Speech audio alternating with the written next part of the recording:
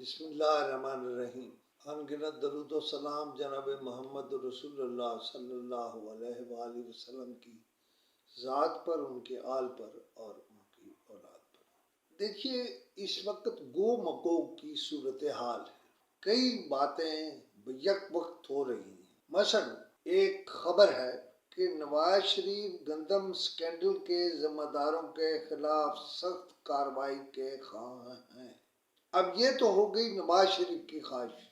انوار الحق کاکڑ کیا بول رہے ہیں؟ وہ یہ کہہ رہے ہیں گندم درآمد کرنے کا فیصلہ پی ڈی ایم حکومت کی سمری پر کیا گیا تھا۔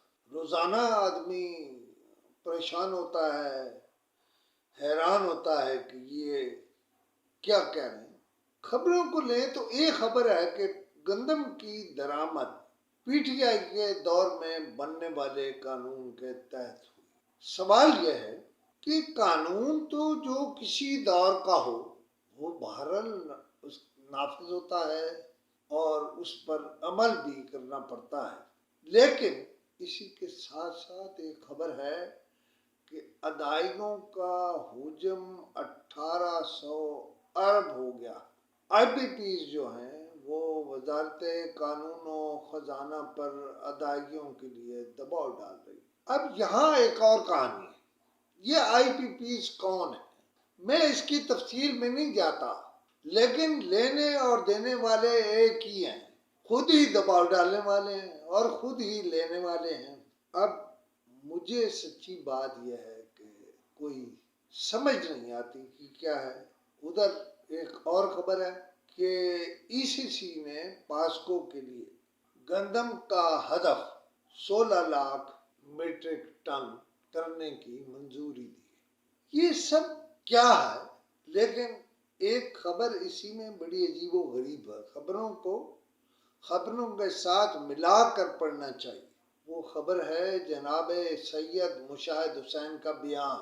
وہ کہتے ہیں کہ امریکہ کی کال آنے سے قبل عمران خان کو رہا کرنا چاہیے، یعنی اس کال کا انتظار نہیں کرنا چاہیے۔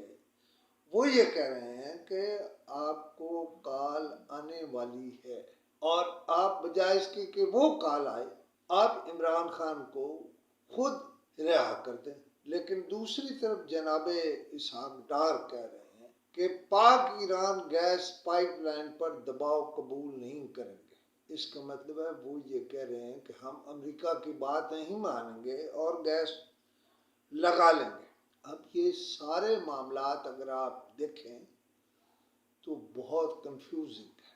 ان کنفیوزنگ حالات میں حکومت کیا کرے گی، شہباز شریف کیا کریں گے، نواز شریف کیا کریں گے، پیپلز پارٹی حکومت میں آ رہی ہے وہ بھی اگر ساتھ مل جائے تو کیا ہوگا؟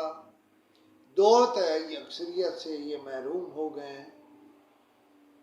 جو ہونا ہے اگلے کچھ دن میں طے ہو جائے گا، اس کا انتظار کیجیے گا۔ خدا حافظ۔